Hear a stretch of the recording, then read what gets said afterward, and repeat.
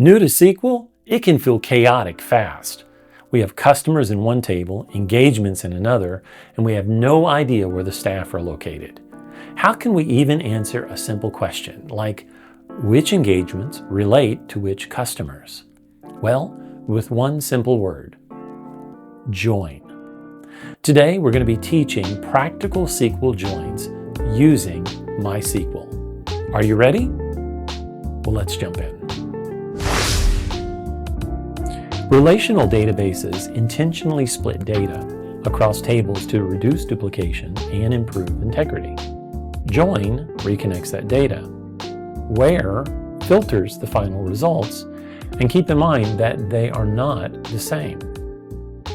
Join tells SQL which tables to connect. On tells SQL how they match. And where tells SQL which rows to keep.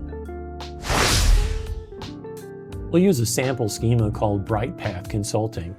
If you'd like to follow along, the DDL SQL files are in a GitHub account. The comment is found in the links below. Hey, the schema we're about to review is useful in the next several demonstrations for how we will employ the join, the on, and the where SQL commands.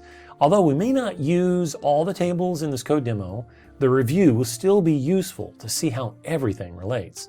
So pay special attention to the IDs which we will employ for joins in future demos. So let's review a few key relationships in these tables. Customers are related to engagements through the customer ID. Engagements to engagement line items through the engagement ID. Engagement line items to the service catalog through the service ID. Staff are related to engagements through a staff ID. And service categories are related to the service catalog through a category name. And finally, postal codes are related to customers through a postal code column, as well as staff through the home postal code column. So this map that we see right here shows what the join will be able to bring back together. Let's start with the inner join. The inner join returns only rows that match in both tables. Let's run a quick example in dbeaver. We'll type select asterisk from engagements. We'll use E as an alias. Inner join on customers with C as an alias, on E customer ID equals C customer ID. We're going to change what we have in the asterisk to E.engagement ID, C customer name, and E engagement start date. Let's execute the query. And as you can see, we match on customer ID. We keep only the matching rows and we exclude orphans. Moving on to now the left join. A left join keeps all rows from the left table plus matches from the right. Where there is no match, well, you get a null. Let's modify the current query. We'll change this to customers. We'll change the join to left join. Of course, we also need to change the engagements here on the left join.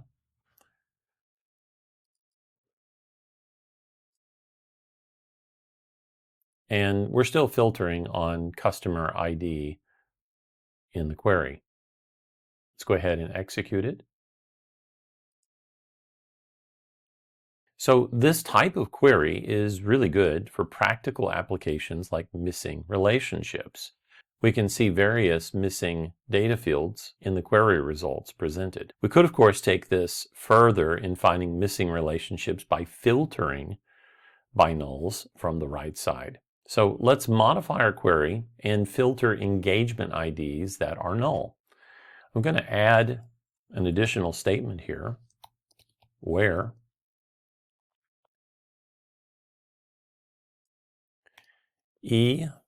engagement IDs is null. We'll rerun the query. And now we filtered just on the left side engagements that are null. This is a practical pattern you'll use often, left join plus null filtering to find broken or missing relationships. So with that in place, let's move on to a very related type of join called the right join. You might be wondering, isn't a right join just the same as a left join? And yes, you're correct. A right join is a mirror of a left join. Most teams will standardize on left joins because right joins can be written by reversing the table order. With that said, let's jump on over to a full outer join, which keeps matches and non-matches from both sides. Now, MySQL doesn't support full outer join syntax directly, but we can emulate it. Let's do that now. Let's type select all from customers, left join engagements on C customer ID equals E customer ID. We'll type union, again select all from customers again. Now we'll type right join engagements on C2 customer ID equals E2 customer ID. You may notice the variations in the aliases. This is because we can't have duplicate naming convention for our aliases between customers in the first query and customers in the second. Let's go ahead and execute the query now. So in the query syntax, left gets the left side of the coverage and right gets the right side of the coverage. The union merges and deduplicates by default. Now, we can alter this slightly to see duplicates by using union all. Before we do that, let's go ahead and validate our record length. And now we'll type union all, rerun the query, and you'll begin to see some duplication below. Let me add a little bit more emphasis here quickly, clarifying union and union all are not the same. Remember, union combines the two result sets and removes duplicate rows. Union all combines the two result sets but keeps duplicate rows. Now, in this full outer join workaround, as we have here, matching rows can appear in both the left join result and the right join results. If we use union, those duplicate matches are collapsed into one row. If we use union all, those matching rows appear twice. So, use union when you want clean full outer style output with no duplicate matches. Use union all when you intentionally want every row from both sides and plan to handle duplicates later. Union usually does extra work to remove duplicates, and so union all is often faster to run on a database server. I think it's best, though, to choose correctness of the query results, meaning deduplication, rather than performance. You can look at performance later if the query is actually hampering the server. So far, we've joined across 2 tables. Now let's join across 3. We'll type select.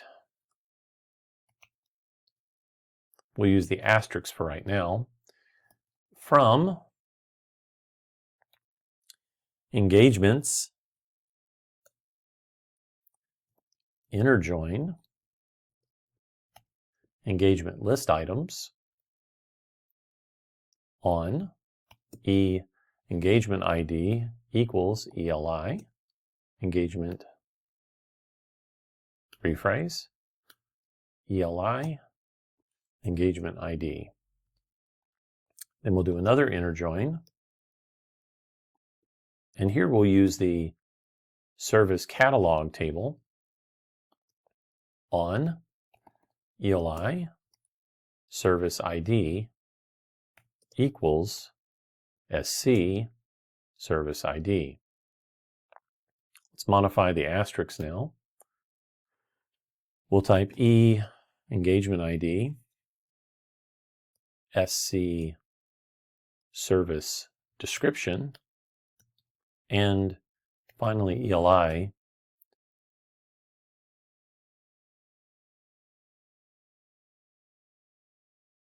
quantity. Let's execute the query. So this query answers a business question. What services are being performed on each engagement? This is a key SQL skill, by the way, to translate a business question into a query.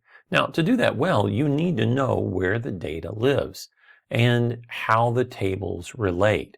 Then you can join those separate records into useful decision-ready results for the customer. So far, our queries have only focused on joining records back together on certain defined IDs or relationships. We have not even touched a fundamental part of narrowing what is returned by filtering the data with the where clause. Take a closer look at this query and its filter criteria.